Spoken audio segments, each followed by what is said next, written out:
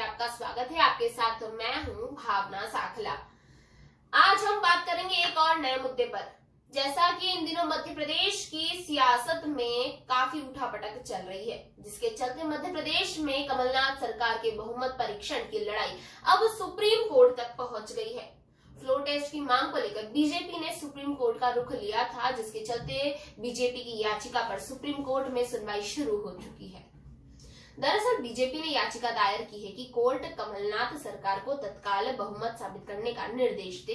BJP का कहना है कि कमलनाथ सरकार के साथ पर्याप्त विधायक नहीं है। दूसरी तरफ कांग्रेस पार्टी ने कोर्ट में दावा किया है कि बीजेपी मध्य प्रदेश की सत्ता हथियाने के लिए लोकतंत्र को बर्बाद कर रही है।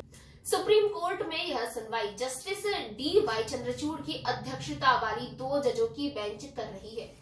कोर्ट में कांग्रेस की तरफ से सीनियर वकील दुष्यंत दवे ने दलील देते हुए बीजेपी पर आरोप लगाया है कि बीजेपी ने कांग्रेस के विधायकों का अपहरण कर लिया है और 15 महीने पुरानी सरकार को अस्थिर करने की साजिश कर रही है।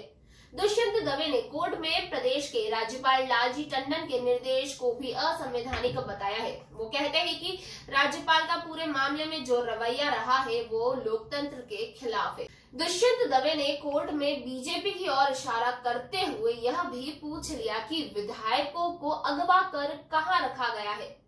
दरअसल कांग्रेस चाहती है कि जिन 6 विधायकों के इस्तीफे स्वीकार कर लिए गए हैं, वहां पहले उपचुनाव हो और उपचुनाव संपन्न होने तक बहुमत परीक्षण को टाल दिया जाए।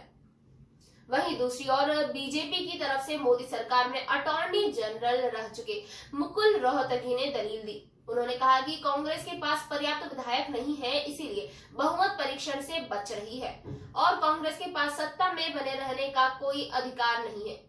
सुप्रीम कोर्ट में मध्य प्रदेश विधानसभा के स्पीकर की तरफ से कांग्रेस नेता और वकील अभिषेक मनु सिंघवी ने अपनी दलील भी दी। उन्होंने कहा कि विधायकों के इस्तीफे के पथ में संदिग्ध रूप से समानता है। सिंघवी ने कहा कि इससे शक पैदा होता है।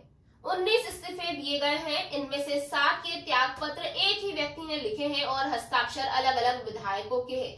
ये पत्र 2 लाइन के हैं। Justice D.Y.. चंद्रचूड़ की अध्यक्षता वाली 2 जजों की बेंच ने अब तक पूरे मामले की सुनवाई कर कहा कि बहुमत साबित करने की प्रक्रिया बिल्कुल स्वतंत्र रूप से होनी चाहिए, ताकि विधायक अपने नेता का चुनाव बिना कोई दबाव के कर सके। सुप्रीम कोर्ट ने यह भी कहा कि बहुमत किसके पास है, इसका फैसला सिर्फ विधानसभा में ही हो सकता है।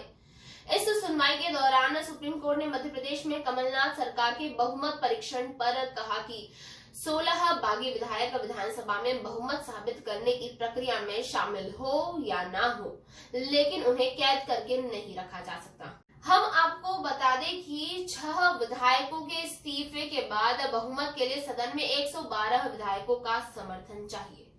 बीजेपी के पास इस वक्त 107 विधायक है और कांग्रेस के पास 108। अभी 16 विधायकों के इस्तीफे स्वीकार नहीं किए गए हैं। सुप्रीम कोर्ट में फ्लोर टेस्ट की मांग को लेकर सुनवाई अभी भी जारी है। कोर्ट अब तक किसी नतीजे पर नहीं पहुंची है।